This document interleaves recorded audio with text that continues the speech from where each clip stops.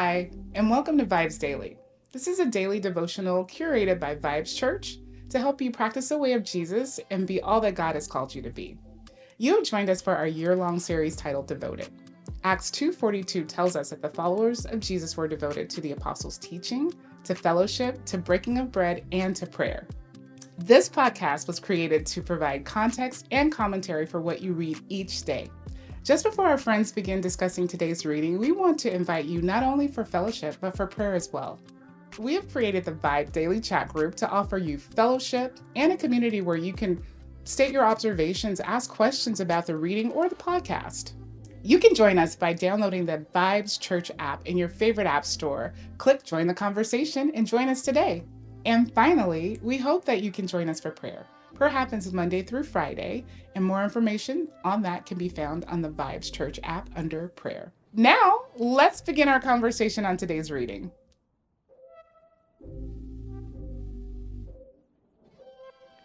All right, welcome back to the VIBEZ Daily Podcast. It is day 75 of our year-long series we are calling Devoted. It is our journey through the entire Bible. We have now completed 7 books of the Bible at this point. Genesis, Exodus, Leviticus, Numbers, Deuteronomy, Joshua, and Judges are all down. And we have one small one that we will get through today as well. We will be done with 8 books by the time our day is done. By we, I mean me and my friends Matthew and Vonice, who have been journeying with us through Judges and will help us to complete Ruth here today. Just 3 friends on the couch talking about the Bible. And we get, again, Judges was depressing. Just call it what it is. It was really hard to watch the Israelites just deny God in the way that they did, and probably even harder for me to reflect on how I did some of those same things in my life. But Ruth is a much more just redeeming and inspiring and encouraging story. So as we see here in chapter 1, Ruth actually takes place during the time of the Judges, right? So chronologically, it would have actually have happened sometime probably around chapter 3 or 4, right? Somewhere in that range of Judges, we would have seen Ruth's story take place. But it actually doesn't start with Ruth, although that's her namesake. We actually get introduced to someone else first, named Naomi. Talk to me a little bit about what jumped out to you guys in the beginning of this story here in chapter 1. Well, like you said, we're introduced to Naomi, but we're also introduced to her husband, right? Elimelech.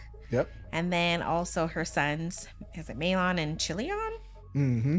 And they were Ephrathites, right? But then Elimelech died. Mm-hmm. Elimelech died. And then she was left and her 2 sons. And her 2 sons took wives. And then the 2 sons died. Yeah. So Naomi had it rough. Yeah. She had it real rough. Yeah. Yeah. Quite unfortunate. Not a lot of luck. No. Which she calls out herself, right? She ends up changing her name to Mara. She goes by Mara simply because she's like, no, the Almighty God has made me very bitter. Yeah. Which is interesting. Naomi itself means pleasant. Yes. Like, it's kind of what that means. And she felt that name no longer applied to her and her life and decided to choose bitter as a name. But yeah, definitely a rough start. Yep. I mean, I think it's interesting, right? Because she left Bethlehem, right, to go to the land of the Moabites, which is, a pagan country. Yeah. So you wonder, is that something part of why this terrible things befalled her? Because she left Bethlehem. Even though there was a famine, God can always provide. Yeah. They left and they went to a place where it was very pagan. So I thought that was interesting. Yeah. And then she was left with her 2, daughter-in-laws, right? We have Ruth and Orpah. Yeah. So. Yeah. And so, I mean, it's a very interesting thing because, again, just keeping in mind culture and tradition, when her husband dies, she essentially becomes under the care of her sons. Correct. Right? Like, the men in her home would become her sons. Correct. Her sons would care for her as a widow. But once her sons die, she's essentially like widowed, orphan, just kind of like without like ownership of land, without rights, without really being able to do anything. Correct. And quite honestly, her daughters as well, especially because her daughters are Moabites. They're from a different land. And so it kind of really leaves her as this lonely, unaccompanied, unaccounted for kind of individual. And I think very similar to what we saw with Judges, God uses this unlikely person in an interesting way. Right. Yeah. And then we see her, that she said she basically wants to go back to where she came from, right? And so basically she told her daughters-in-law, like, hey, you can go back, do what you got to do. Find some husbands for you, go back to your people. And they're like, no. And then, eventually Orpah was like, okay, fine, I'll do it. And then Ruth was like, no, please let me go with you. Yeah. So I thought that was really sweet. I mean, she clung to her. That's what my Bible says. It goes, Ruth clung to her. Yeah. So, I mean, I don't know if they had such a bond. I think it's beautiful if they did. But you wonder why. Why did Ruth not want to stay in the land that she was from? Yeah. When she speaks of the Lord, right? She says, "May the Lord do so to me, and more also, if anything but death parts me from you." So maybe she has, sort of embraced, Naomi's, faith, and trying to follow the Lord. So she wants to go and be a part of. Yeah. Yeah, I think that is what stuck out to me was in verse 16, right? Like, it's not just that I'll return and not follow. I mean, if wherever you go, I will go. Wherever you live, I will live. Your people will be my people. But it's that your God will also be my God, right? And I thought that was extremely interesting. And again, just for timing's sake, like, we gotta understand, this is shortly after God has done some incredible, like, signs and wonders, right? Like, this is shortly after Joshua. This is shortly after, God has conquered all these different people on behalf of the Israelites. There's the Jordan River was not too long before this, like crossing on dry land. Like, I'm sure she's had to have been somewhat exposed to this God of Israel and like what he did, and maybe even heard stories from, her husband or from Naomi, right? To have heard stories about that guy. I did think it was interesting that was specific in her thing, is that your God will be my God. Yeah. And I wonder if that was a part of why she wanted to go back. I mean, yeah, she made this pretty much like an oath, right? Yeah. She says, where you die, I will die, and there I'll be buried. The Lord do so to me, and more also, if anything but death parts you and me. So she's like, I'm your ride or die. Yeah. Yeah. So, and then of course, Naomi saw how determined she was. So she's like, all right, fine. I'm not gonna argue with you anymore. Yeah. Yeah, so they get back to Bethlehem, and people are actually excited to see her. They kind of welcome her back to her hometown. She's not necessarily excited to be back because she feels like she left with more than she came back with, right? This is where kind of her, she says to call her Mara. But they get in Bethlehem kind of at this harvest season. And that timing is important because it ultimately leads to how they fend for themselves and end up to be able to provide. So it's great. Like, one of the things that I appreciated reading Ruth this time is I feel like some of the Levitical laws kind of came to life for me, because one of the laws we came across, and again, it might have been Leviticus or Numbers, was this idea that, like, allow people to kind of like eat from your land. Like, they can't like bundle it up and take, bags and stuff with them, but like they come through your land, like let them eat your grapes, let them, take the remaining, like, in this case, like the remaining wheat that falls after you've harvested and reaped, like whatever falls to the ground, like leave that for those that need something. Yeah. Like, that was a law in Israel, right? And it's from that in chapter 2 that essentially Ruth goes to provide for Naomi herself, right? It's from that law that allow people like sojourners and the widows and the hungry to be able to provide for themselves. And so I was like, it was just cool to see like that law in practice, specifically here. But anything else jump out to you guys here in chapter 2 as Ruth goes to come up with this plan essentially to provide for her and her mother-in-law? Just, the favor that she ends up getting, right? She meets with Boaz, and, he's like, whose young woman is this, right? And they're like, oh, that's the Moabite woman that came back with Naomi. And so, he found favor. with her. He allowed her to glean after them, and then he also instructs them. I don't know if it's in chapter 2, but we see that he instructs his people to like, hey, leave a little more for her. Don't mind her. Let her pick up some stuff. And she came back with so much more. And then Naomi is kind of like, wow, like, how did you get all this stuff? And she's like, yeah. She's like, wow. And she was so excited, that she was found favorable. Yeah. Yeah, we talk about this in Joshua in our conversation on the podcast, but I think it's important to bring this back up now. Boaz, his mother is Rahab, right? And we find that in the lineage of Jesus. If you go to Matthew 1, you can kind of see those descendants. Like Boaz was born by Rahab. And, while I was reading it in Joshua, I had this similar thought that I was curious if Boaz's compassion for Ruth was like almost a direct response or result from like being raised by Rahab, because like Rahab is also a foreigner, right? Like she's not an Israelite, like she is in Canaan when they come to Canaan to kind of take it. And I wonder if being raised by, like a Canaanite woman, he was able to kind of see Ruth, you know what I mean? Like to acknowledge her and show compassion to her in a way that maybe, a pure blood, quote unquote, Israelite may not have, right?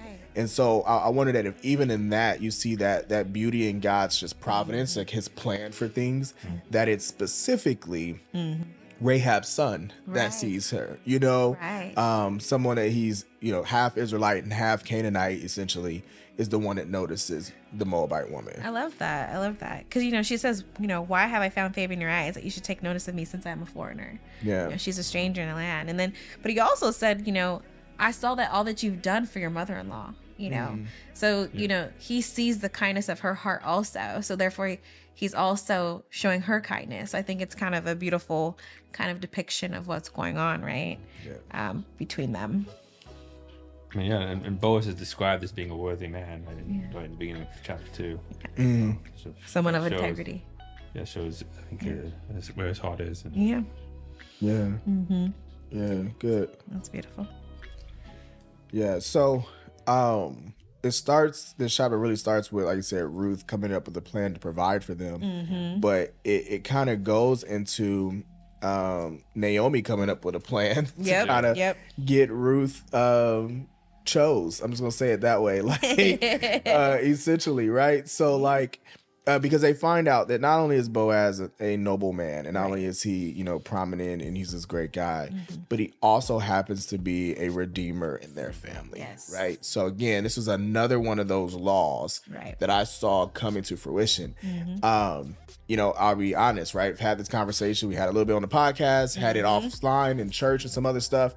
The law that required a brother to essentially marry his deceased brother's wife was really hard and difficult for a lot of people to accept and hear.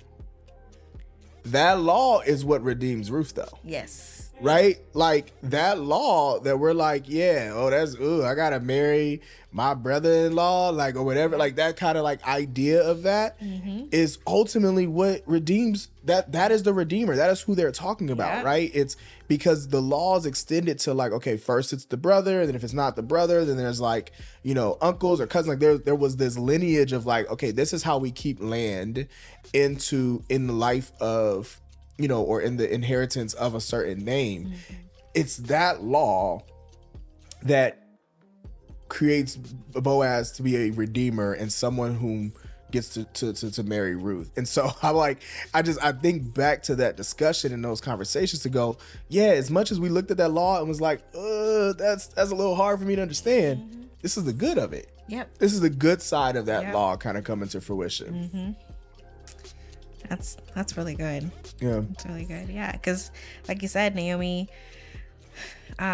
creates this plan, right? She tells her, go dress up nice. He's going to be on the threshing floor tonight, go lay at his feet. And it was like, but he still respected her. That's what was crazy. I was like, because I thought there was more to those words before.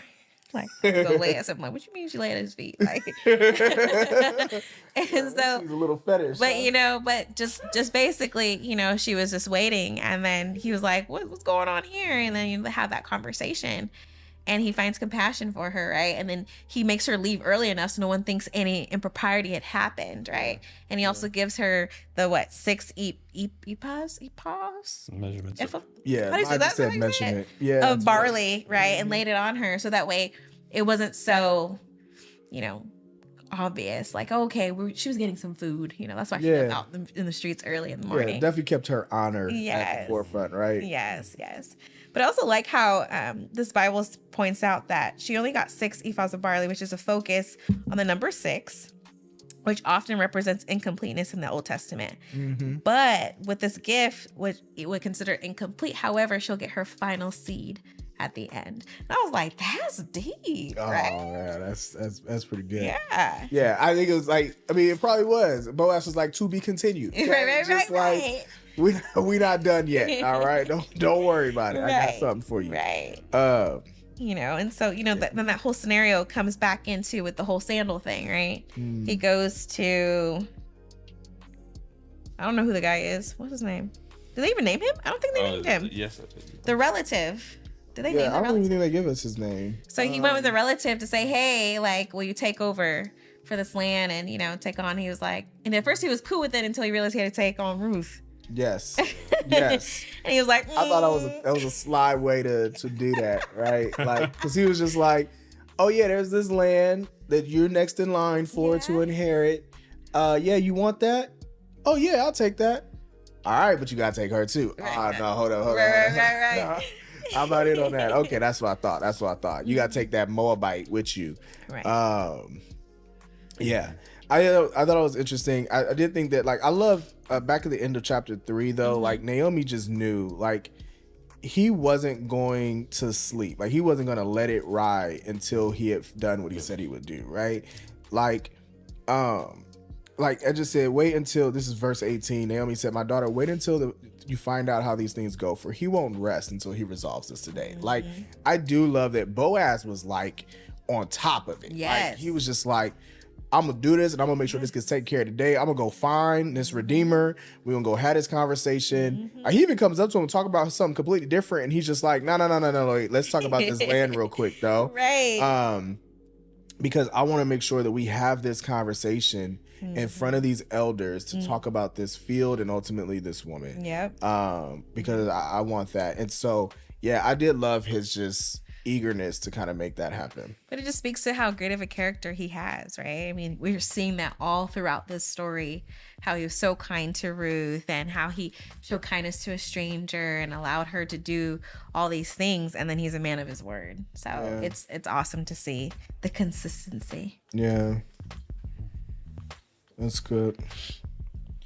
Yeah. I think like what just jumps out to me, and again, we see this here at the end. Like, we talked about Matthew 1, but it ends in chapter 4 with that lineage. It kind of shows us that, like, Perez, who is Judah's son, that came through Tamar. Tamar, again, was kind of a crazy story that, really interesting, unlikely person. But Perez ultimately gets us to Boaz, and Boaz gets us to David eventually. Like, they kind of set that up.